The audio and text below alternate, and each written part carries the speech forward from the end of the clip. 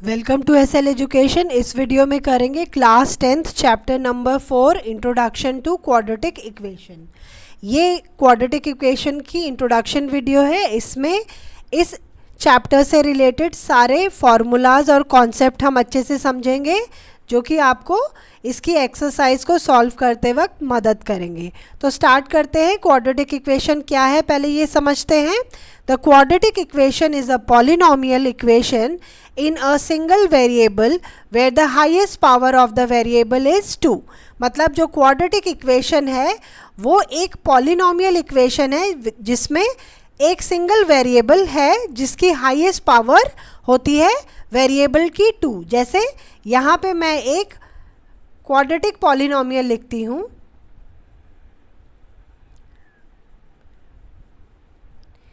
ये हमारा हो जाएगा क्वाड्रेटिक पॉलिनोमियल। इसमें जो हाईएस्ट पावर है वेरिएबल की वो है 2 और वेरिएबल हमारा सिंगल है एक्स एक्स।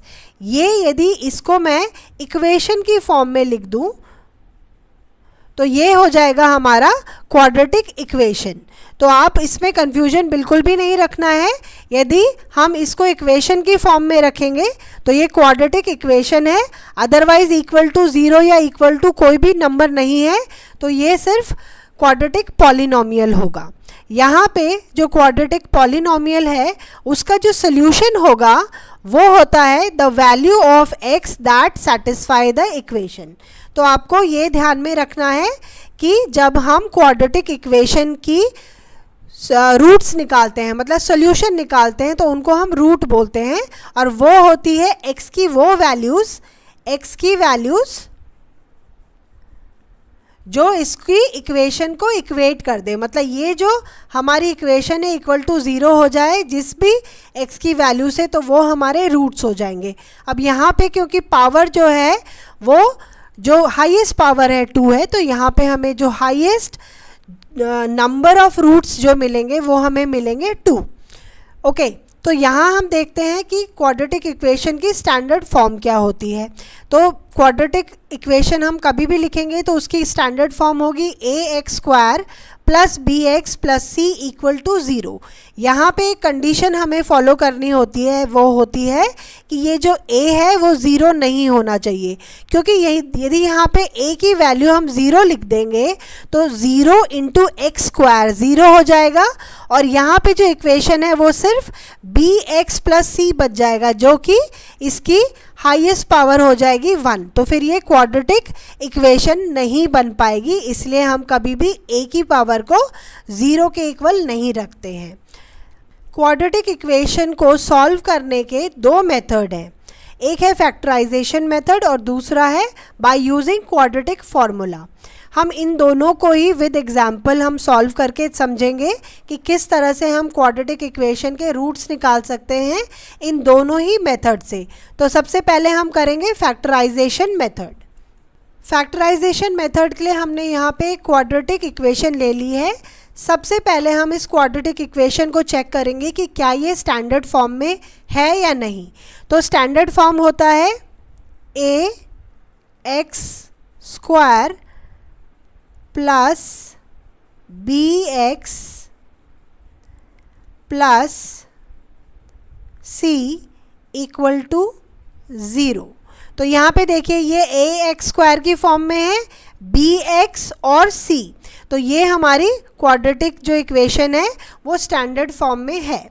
तो इसके बाद हम क्या करेंगे, यहाँ पे जो कोएफिशिएंट है हमारे a b c उनकी वैल्यूज़ हम यहाँ पे लिख लेते हैं। तो a है यहाँ पे 1, b की वैल्यू है -2 एंड c की वैल्यू है -3।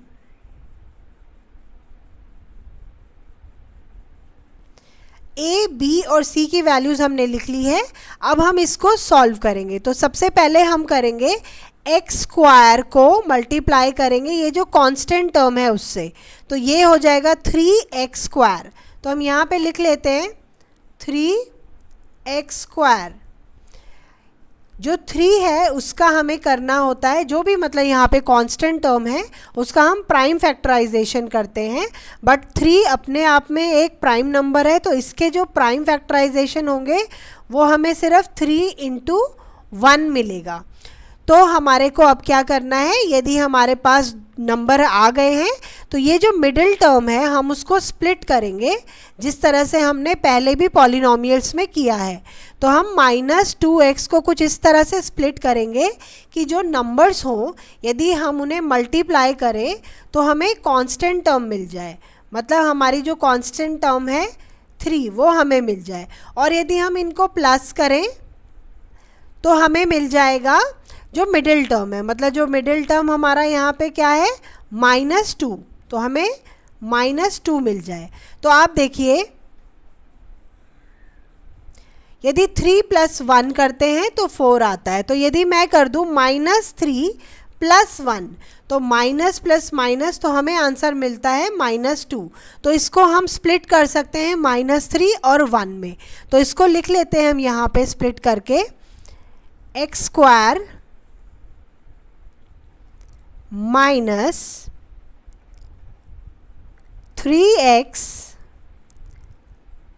+ x -3 = 0।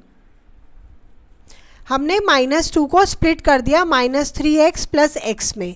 अब हमें यहाँ पर ये जो टर्म्स हैं x² - 3x, इनका कॉमन टर्म बाहर लेना है। सेम वे में हम इसका भी कॉमन टर्म बाहर ले लेंगे, तो लिखते हैं कॉमन आ जाएगा बाहर x -3। अब आप देखिए x को यदि x से मल्टीप्लाई करेंगे तो आएगा x² -3, तो 3 × x -3x आ जाएगा।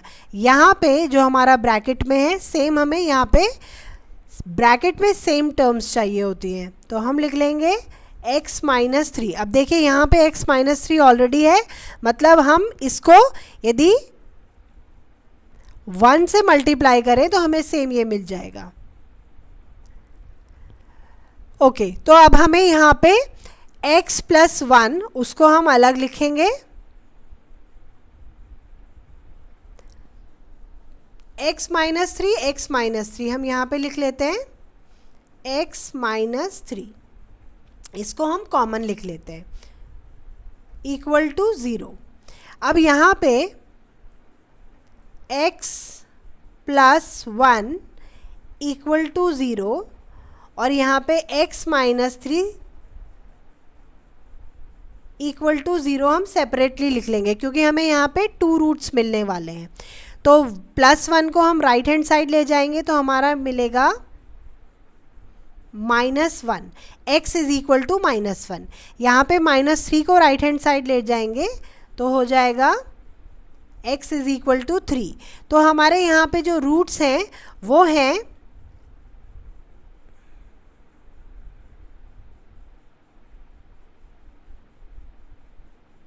-1 और 3, तो ये हमें 2 रूट मिल गए। तो हमने फैक्टराइजेशन मेथड से ये जो हमारी क्वाड्रेटिक इक्वेशन थी उसके रूट्स फाइंड आउट करें। अब हम करेंगे क्वाड्रेटिक फार्मूला यूज़ करेंगे और हम रूट्स निकालेंगे। तो देखते हैं क्वाड्रेटिक फार्मूला कैसे यूज़ करना है। क्वाड्रेटिक फार्मूला यूज़ करने से पहले हमें थोड़ा ये फार्मूलाज समझने होंगे।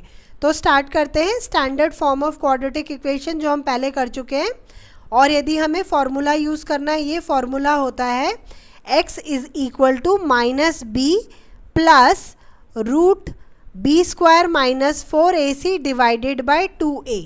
मतलब जैसे हमने फैक्टराइजेशन मेथड यूज़ करके रूट निकाला था, यहाँ पे हम डायरेक्टली x का ये वाला फार्मूला यूज़ करेंगे और हमें 2 रूट्स मिल जाएंगे। यहाँ पे d जो है डिस्क्रिमिनेंट, उसकी वैल्यू है b² - 4ac। यहाँ पे आप देखेंगे रूट के अंदर b² - 4ac है, तो यदि आप सेपरेटली भी d की वैल्यू निकालें तो इसको भी आप लिख सकते हैं यहाँ पे, जैसे x की value -b + and minus d divided by 2a। हम इसको इस तरह से भी लिख सकते हैं। तो हम d को पहले अलग से निकाल के फिर ये इस तरह से सॉल्व कर सकते हैं, या फिर हम डायरेक्टली x की वैल्यू इस फॉर्मूले से निकालेंगे। तो अब हम देखते हैं कि जब हमें कोई इक्वेशन मिलती है क्वाड्रेटिक इक्वेशन, तो सिर्फ हम d की वैल्यू पता करके नेचर ऑफ रूट पता कर सकते हैं। मतलब उस क्वाड्रेटिक इक्वेशन के रूट किस तरह के होंगे ये हम सिर्फ d की वैल्यू से पता कर सकते हैं। यदि d की वैल्यू 0 से बड़ी होती है, मतलब पॉजिटिव वैल्यू होती है यदि d की, तो मतलब उसके जो रूट्स होंगे वो हमें दो डिस्टिंक्ट रूट मिलेंगे। मतलब जिस तरह से मान लीजिए हमें अभी -3 एंड 1 इस तरह के हमें अलग अलग दो रूट मिले थे। तो यदि d की वैल्यू पॉजिटिव है, मोर देन 0 है, तो हमें दो अलग अलग रियल रूट्स मिलेंगे। बट यदि d की वैल्यू 0 है तो जो हमारे रूट्स होंगे वो सेम होंगे। मतलब एक रूट 6 है तो दूसरा रूट भी 6 होगा। इन केस हमें जो d की वैल्यू है वो 0 से लेस देन 0 मिलती है, छोटी, मतलब कि लेस देन 0 मतलब नेगेटिव नंबर।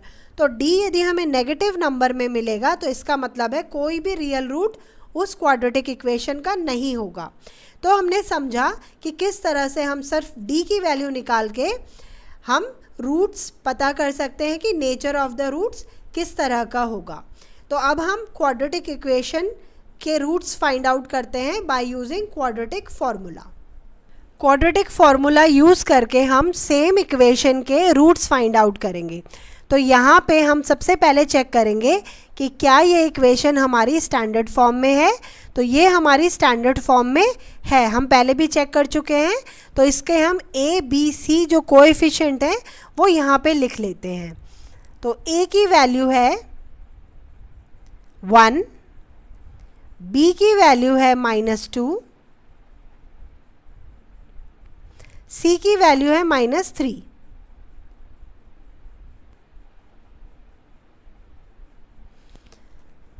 अब हम डायरेक्टली फॉर्मूला यूज़ करेंगे और क्वाड्रेटिक इक्वेशन इसको हम रूट्स फाइंड आउट करेंगे। तो हम देखते हैं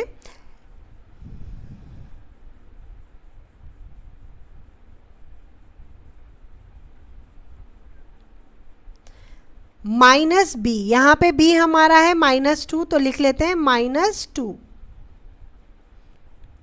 प्लस रूट b स्क्वायर, तो हो जाएगा -2 स्क्वायर माइनस 4 a है 1, 4a c है हमारा -3।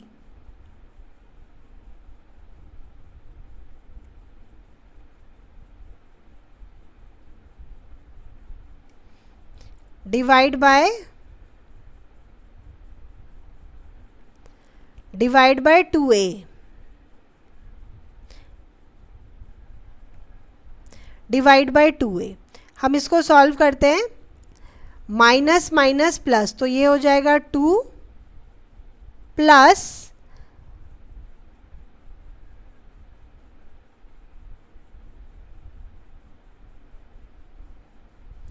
-2 का स्क्वायर हो जाएगा 2 2 ज़ा 4 माइनस 4 1 ज़ा 4 इंटू -3 डिवाइडेड बाय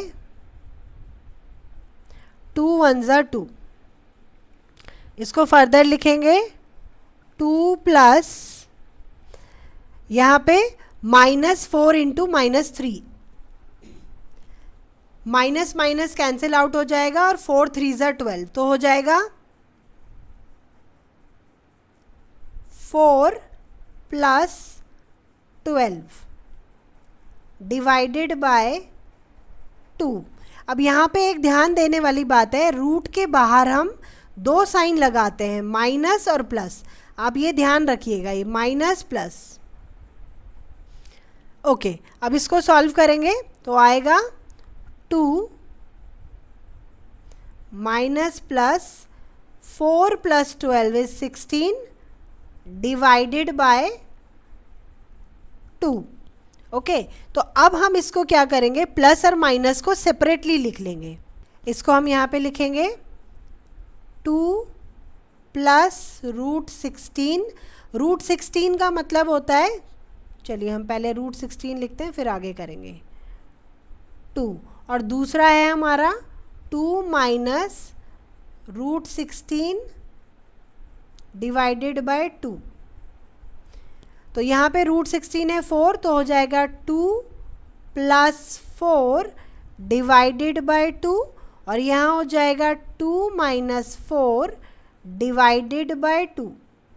तो आप देखेंगे 4 प्लस 2 6 डिवाइडेड बाय 2, और यहाँ हो जाएगा माइनस 2 डिवाइडेड बाय 2. तो ये कट जाएगा 1 2 3 ज़ा 6, तो ये हो जाएगा 3. x की वैल्यू हो जाएगी 3 एंड माइनस 1. तो आपने देखा हमारे जो रूट आए हैं 3 और माइनस 1 आए हैं, और यही जब हमने इसको फैक्टराइजेशन मेथड से सॉल्व करा था तो भी हमारे सेम रूट्स आए थे. अब एक बार मैं आपको ये एक्सप्लेन कर देती हूँ कि ये जो d की वैल्यू हमने लिखी थी बी स्क्वायर माइनस 4ac, तो यहाँ पे देखिए हमने जब इसको सॉल्व करा है तो बी स्क्वायर, ये बी स्क्वायर हमारी वैल्यू आई थी रूट 16, मतलब हमारा 4 आया था, राइट. तो यदि इसकी वैल्यू हमारी 4 आई है, मतलब d जो है d is more than 0. More than 0 था तो हमारा क्या आया था, 2 डिस्टिंक्ट रियल रूट. तो आप चेक करेंगे यहाँ पे हमें 2 डिस्टिंक्ट रियल रूट मिले हैं, मतलब अलग अलग रूट्स मिले हैं. तो इस तरह से यदि क्वेश्चन आए कि सिर्फ आपको इक्वेशन दिया है और नेचर ऑफ द रूट पूछा है, तो आप सिर्फ ये फॉर्मूला लगा के d की वैल्यू निकालेंगे और चेक करेंगे कि वो 0 से बड़ा है या छोटा है या इक्वल टू है. तो हमें तीनों ही जो कंडीशन मैंने प्रीवियसली आपको बताई है उसके अकॉर्डिंग आपको उसके नेचर ऑफ द रूट पता लग जाएंगे. तो अब हमने देखा कि किस तरह से factorization method plus quadratic formula use करके हमने क्वाड्रेटिक इक्वेशन सॉल्व की हैं. इसी के साथ हमने सारे कॉन्सेप्ट और फार्मूलाज इस चैप्टर से रिलेटेड सॉल्व कर लिए हैं, और इससे रिलेटेड जितनी भी एक्सरसाइज हैं न्यू एनसीईआरटी बुक के अकॉर्डिंग हम नेक्स्ट वीडियो में सॉल्व करेंगे.